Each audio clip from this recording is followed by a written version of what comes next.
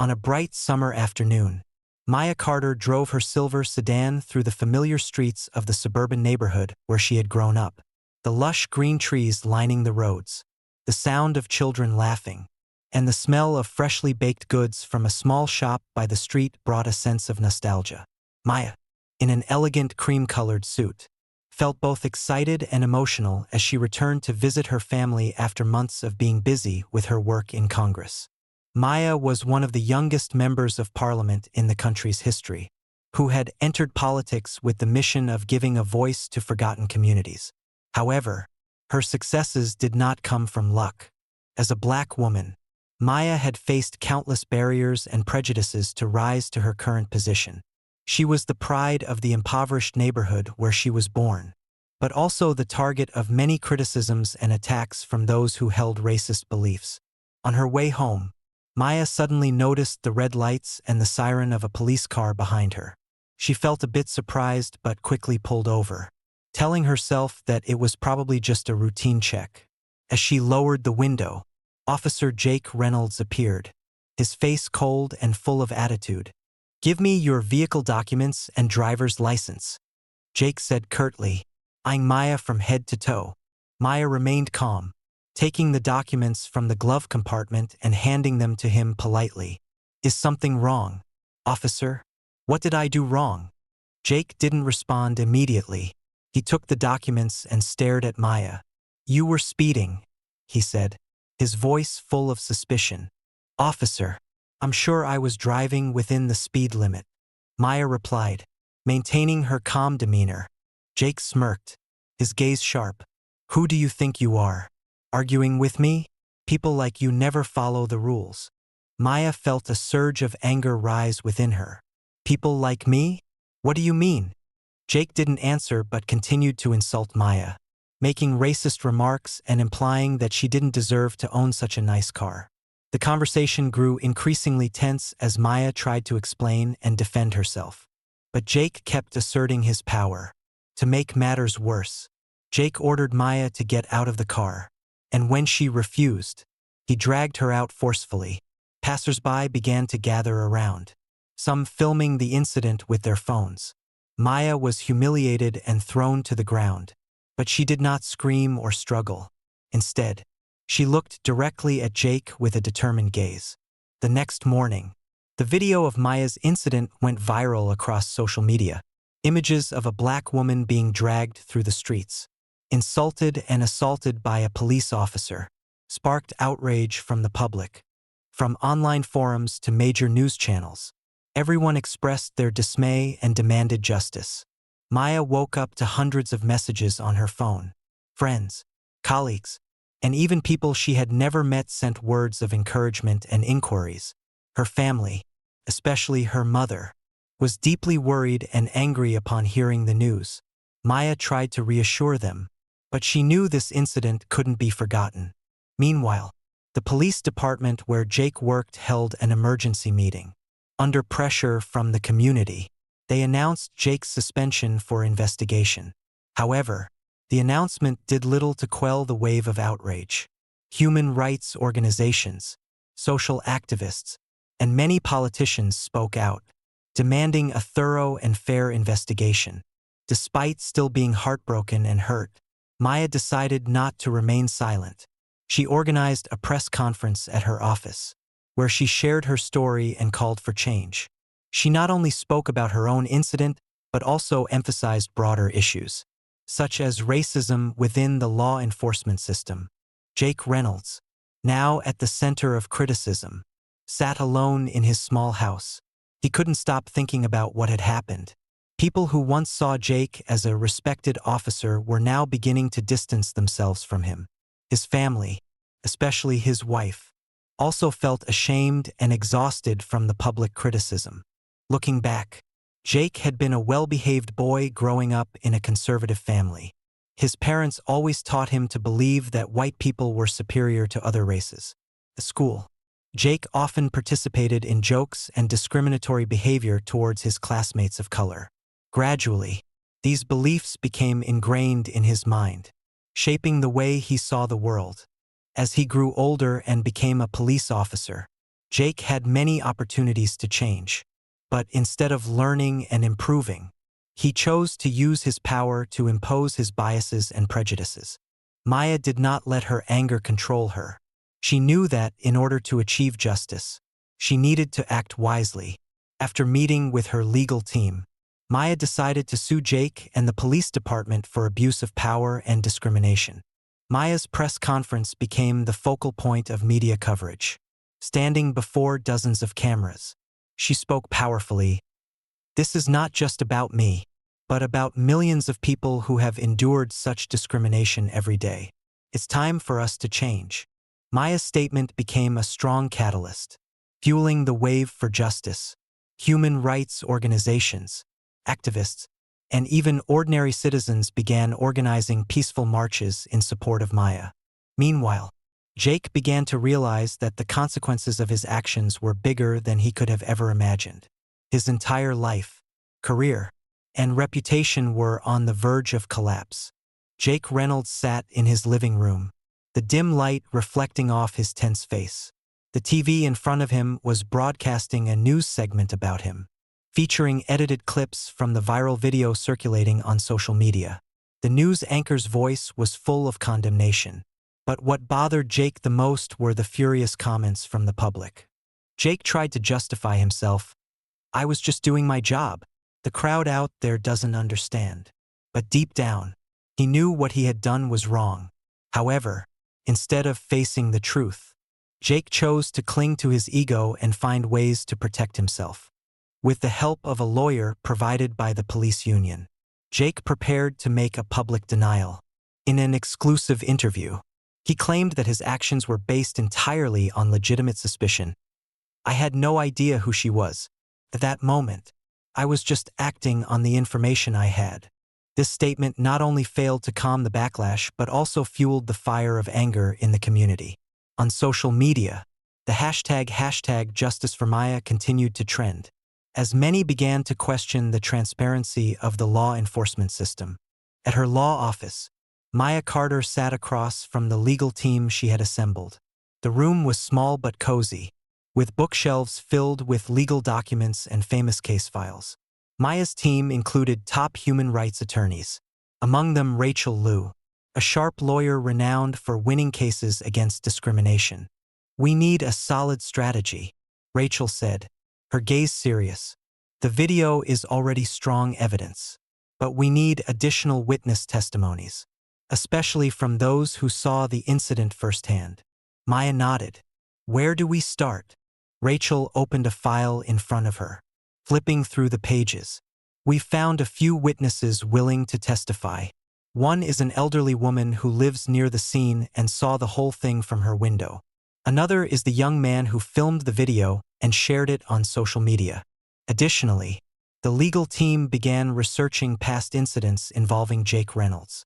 After a week of searching, they discovered that Jake had been accused of abuse of power in 2 previous cases, both of which had been covered up by the police department.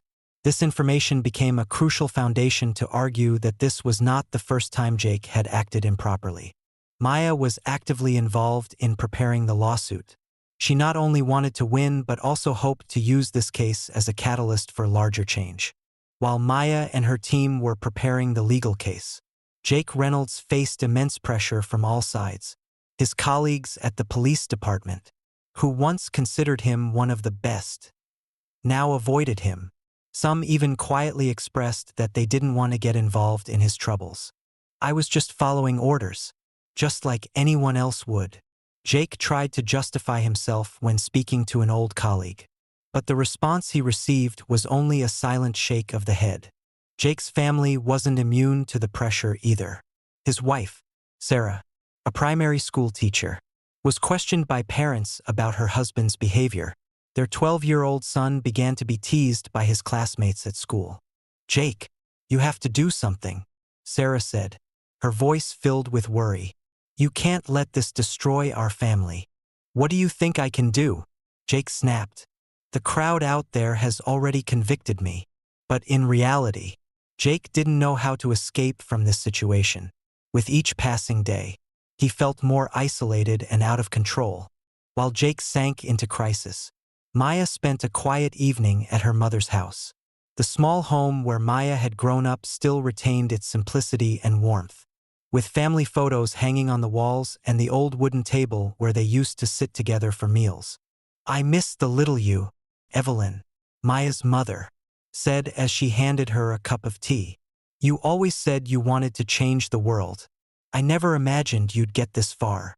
Maya smiled, but there was exhaustion in her eyes. "Sometimes, I feel like I'm fighting a whole storm." "Mom." Evelyn took her daughter's hand. "You've been through worse, Maya. You've overcome everything to get here." Her mother's words made Maya remember her difficult childhood. As a black girl growing up in a poor neighborhood, Maya had faced discrimination from an early age. She remembered the first time a teacher ignored her when she raised her hand to answer a question, or when she was suspected of stealing by a supermarket security guard just because of her skin color. But instead of letting those experiences make her bitter, Maya turned them into motivation. She studied hard, earned a scholarship to a prestigious university, and later pursued a political career. Maya knew that every step forward was not only a personal achievement but also a beacon of hope for others. The memories of her journey made Maya feel stronger. She knew that the current fight was not just to seek justice for herself but also to create a fairer system for future generations. The incident between Maya Carter and Jake Reynolds had turned into a media storm. Across news channels and social media, people couldn't stop talking about the event. Major newspapers ran sensational headlines. Talk shows discussed racial discrimination in law enforcement, and countless expert analysis videos were posted on YouTube.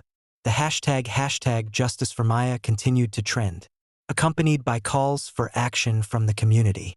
Human rights organizations organized marches across the country. The streets were filled with people carrying signs that read messages like, "Justice doesn't discriminate," and "End racism." Maya had become not just a victim but a symbol of the fight against injustice. In Congress, Maya's colleagues, including those from both parties, began questioning the status of Jake and similar incidents within the police force. Some lawmakers called for an expanded investigation to examine systemic racial discrimination in law enforcement. However, not all public opinion was in support of Maya. Some conservative groups, including those holding racist views, spoke out in defense of Jake. They organized small protests, claiming that Maya was exploiting the incident for political gain. Some conservative media outlets even tried to tarnish Maya's reputation by dredging up past events to discredit her. Maya understood that she couldn't please everyone, but what mattered most to her was making a change. Amidst the praise and criticism, Maya remained steadfast in her position and focused on her goal. The day of the first trial had arrived. The media and the public flocked to the courthouse early in the morning. Journalists crowded in front of the door, with camera flashes going off incessantly as Maya stepped out of the car. Dressed in a sharp black suit, Maya exuded confidence but remained resolute. She was not alone. Beside her was her legal team and a small group of supporters, including her mother. On the other side, Jake Reynolds appeared with a completely different demeanor. No longer the arrogant police officer from that day. He looked tired and worried. Jake was escorted by his lawyer and a few former colleagues, but there was no one from his family accompanying him. The isolation he felt was becoming more and more apparent. In the courtroom, the atmosphere was tense. The prosecutor presented the case in detail, using the video footage as key evidence. The video was played for the entire court, showing Jake's actions and the humiliation he inflicted on Maya, which could not be denied. Jake, through his lawyer, tried to argue that he was merely following protocol. However, the prosecutor quickly pointed out that there was no legitimate reason for him to use violence and racially discriminatory language like that. At the end of the day, the court decided to summon additional witnesses and expand the scope of the investigation, particularly regarding Jake's past actions. A few days later, the trial resumed with the appearance of an important witness, Daniel Harper, a former colleague of Jake. Daniel had worked with Jake for many years but resigned after he could no longer tolerate Jake's discriminatory behavior and abuse of power.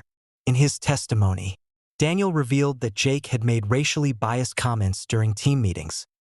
He always said that people of color shouldn't be allowed to drive luxury cars. Jake even mocked some of our black colleagues and deliberately pressured them to leave the police force. Daniel said, his voice full of indignation. These statements left the courtroom stunned. The prosecutor continued to question Daniel, and he provided further details about previous incidents where Jake had been accused of misconduct but had not been held accountable. One of these incidents involved Jake detaining a black man without cause for several hours simply because he looked suspicious. Daniel's testimony not only severely damaged Jake's reputation but also put the police department where he worked in a difficult position. Public demand for a comprehensive investigation into the department's misconduct began to grow. Amidst the legal and media storm, Maya refused to let herself be consumed by negative emotions. She continued to work tirelessly in Congress, attending meetings to discuss new bills. Maya understood that this lawsuit, although important, was just a part of the larger battle to improve the legal system. One evening, after a long day of work, Maya returned to her old neighborhood. She attended a community gathering where local residents organized a small event to show their support for her. In the packed hall, Maya stepped onto the stage, standing before hundreds of hopeful eyes. "Thank you for always standing by me," Maya said, her voice full of emotion. "But this is not just my fight. This is a fight for all of us, to ensure that no one has to live in fear or suffer injustice simply because of the color of their skin." The applause rang out like thunder, and Maya felt a new surge of energy rise in her heart. She knew she was not alone. The community, friends, and even strangers across the country were standing with her. The event concluded, but Maya stayed to chat with the residents in the neighborhood. An elderly woman took her hand and said, "You are our hope, Maya. Keep fighting, not just for yourself but for all of us." These words became a powerful motivation for Maya to keep moving forward.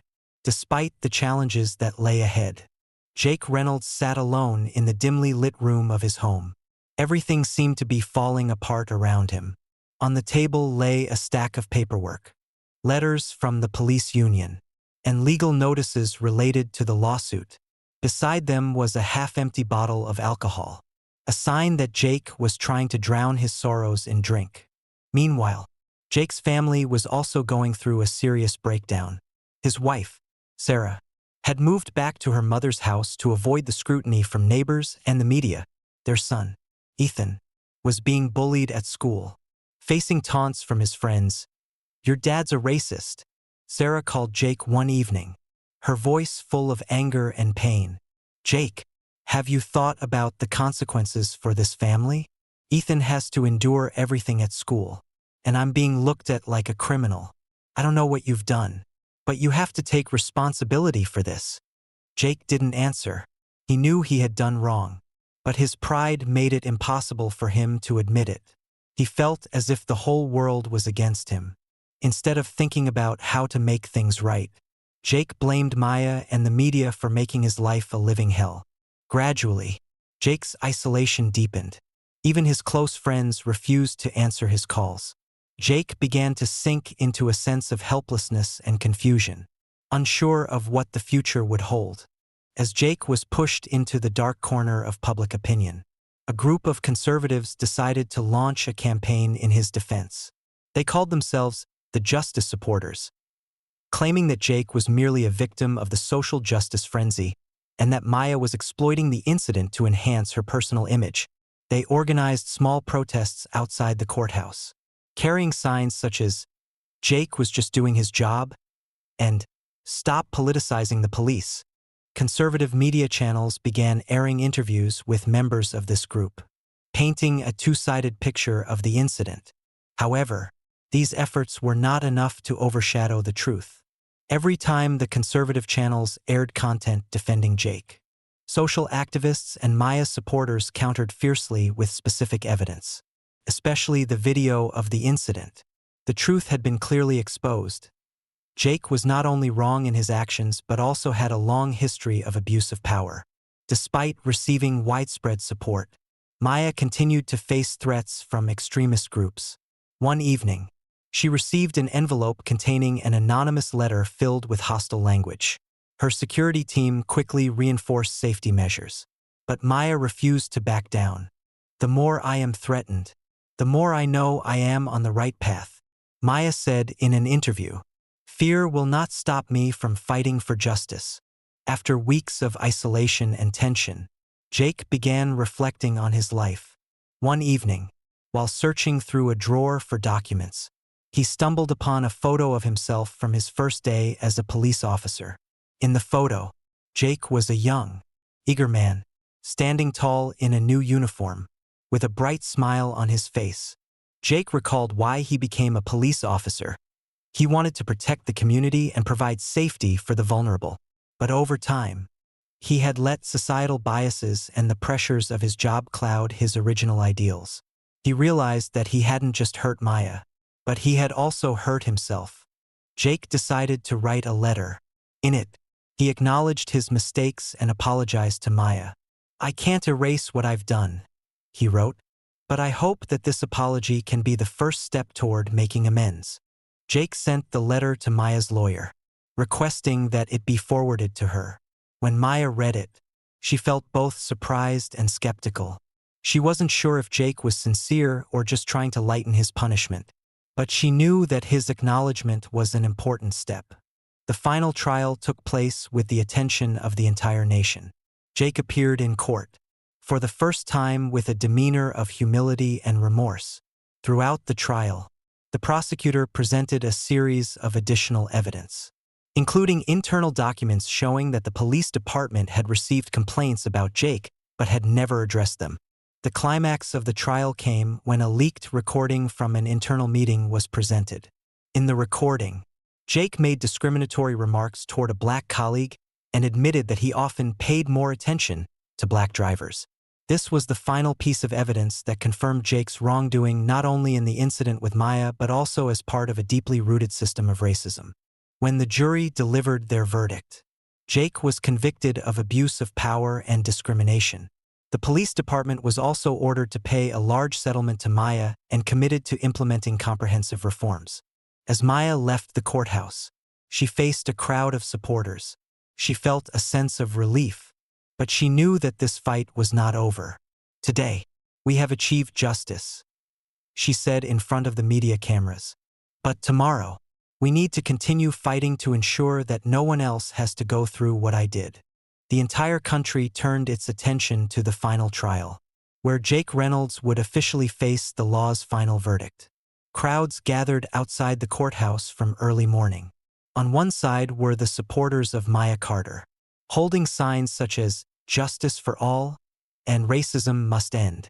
On the other side were conservative groups still loyal to Jake, shouting that he was merely a victim of political correctness. Inside the courtroom, the atmosphere was heavier than ever. Jake sat at the defendant's table, his gaze dark and grim. After weeks of legal battles, he appeared worn out and aged. Maya sat on the plaintiff's side, calm in appearance but with an unwavering gaze.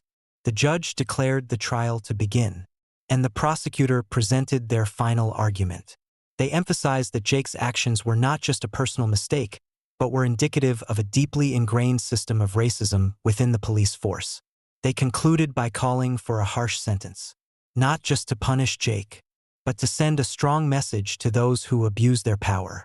Jake's attorney, in a final attempt, tried to paint the picture of a police officer who had been driven to the edge by the pressures of work and public scrutiny. However, the evidence, such as the video of the incident, witness testimonies, and the leaked recording, was too clear to defend. In the end, the jury returned with their verdict. Jake was convicted of abuse of power, discrimination, and causing emotional harm to Maya. He was sentenced to 5 years in prison and required to participate in educational programs on equality and social justice. When the judge banged the gavel to conclude the trial, the crowd outside the courthouse erupted in cheers. This was a victory not only for Maya but for all those who had ever faced injustice. The court's verdict not only impacted Jake but also led to significant changes in the legal system. The police department where Jake worked faced pressure from the public and the government to reform.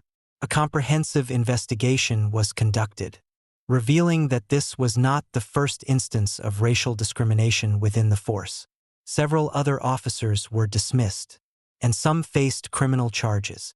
Under pressure from Maya and human rights activists, a new bill was presented to Congress aimed at reforming law enforcement nationwide.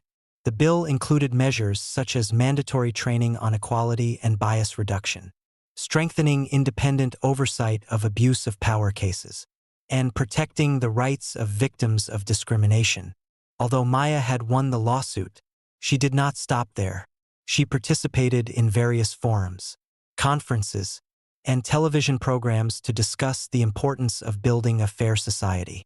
She also began organizing community meetings to listen to the stories of people who had experienced similar injustices. Gradually, Maya's name became known not only domestically but also internationally.